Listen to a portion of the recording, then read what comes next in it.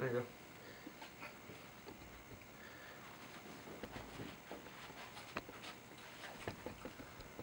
Hello everyone, good morning. My name is Theodor, and today I'm going to be talking about the history of, brief history of animation.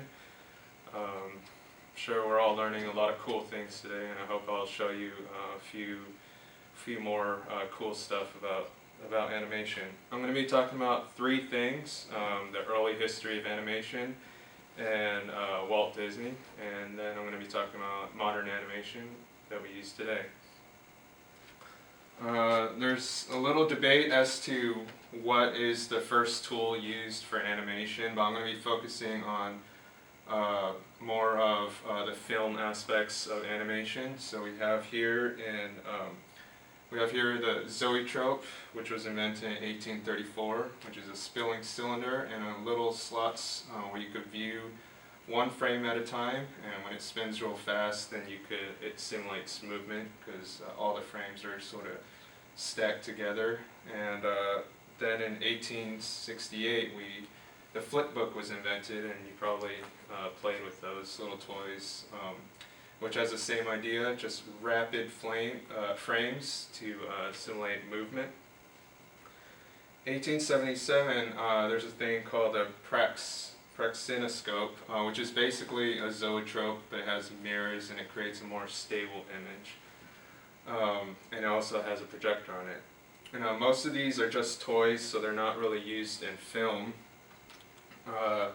It wasn't until 1906 when we finally used film, when we started filming the frames with standard black and white picture film.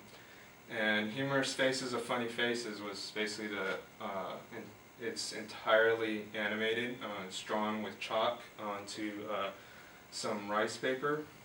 And then Gertie the dinosaur is the first animated character, which is important because character is extremely important in film today when you have, there's a lot of emotion involved with characters, and Gertie had a personality, and she was a female dinosaur that had emotion, had happiness and sadness and so on. And that brings us to Walt Disney, and we all know Mickey Mouse as the iconic character branding the Walt Disney Company. And Walt Disney was known for his storytelling and conveying emotion through his characters. He was also on the forefront of a lot of technology, and that is where Steamboat Willie comes in, which is the second of the Mickey Mouse series. It's the first cartoon, as they call it. Cartoon was what they called animated movies back then, to have sound. And so that was the very first. He also was the first to use the Technicolor 3-strip system, which is the most successful primitive color used in film. Before, they had to actually draw in the color in film, but with this they could just film using red, green, and blue light and capture that to portray the color that we have in film today.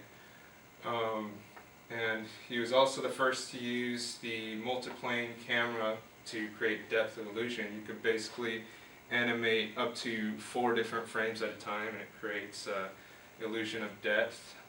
Disney used up to 7 frames in his movies. And then Snow White was considered to be the first full animated film, first feature film.